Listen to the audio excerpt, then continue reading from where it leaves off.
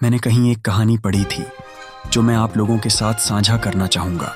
एक पुत्र के काफी सारे दोस्त थे जिसका उसे बहुत अधिक घमंड भी था। उसके पिता का एक ही मित्र था, लेकिन था सच्चा। एक दिन पिता ने अपने पुत्र से कहा कि तुम्हारे बहुत सारे दोस्त हैं, उनमें से आज रात तुम्हारे सबसे अच्छे दोस्त की परीक्षा लेते हैं। बेटा तुरंत तैयार हो गया। रात को करीब 2 बजे वे दोनों बेटे के सबसे घनिष्ठ मित्र के घर पर पहुंचे। बेटे ने दरवाजा खटखटाया, लेकिन दरवाजा नहीं खुला।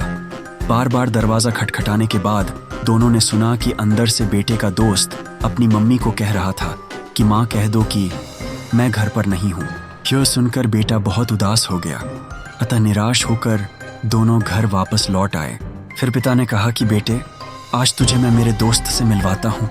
दोनों रात के 2 बजे पिता के दोस्त के घर पर पहुंचे। पिता ने अपने मित्र को आवाज लगाई।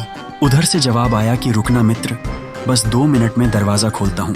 जब दरवाजा खुला तो पिता के दोस्त के एक हाथ में रुपये की थैली और दूसरे हाथ में एक तलवार थी। पिता ने पूछा, यह क्या है मित्र? सब मित्र बोला, अगर मेरे दोस्त ने रात को 2000 बजे मेरा दरवाजा खटखटाया है तो जरूर वह किसी मुसीबत में होगा। और अक्सर मुसीबत 2 प्रकार की होती है, या तो रुपये पैसे की या किसी से विवाद हो गया हो। अगर तुम्हें रुपये की आवश्यकता हो तो ये रुपये की थैली ले जाओ, और किसी से झगड़ा हो गया हो तो फिर ये तलवार लेकर मैं तुम्हारे साथ चलता हूँ। तब पिता की आंखें भर आईं और उन्होंने अपने मित्र से कहा कि दोस्त, मुझे किसी भी चीज़ की ज़रूरत नहीं, मैं तो बस मेरे बेटे को मित्रता की परिभाषा समझा रहा था।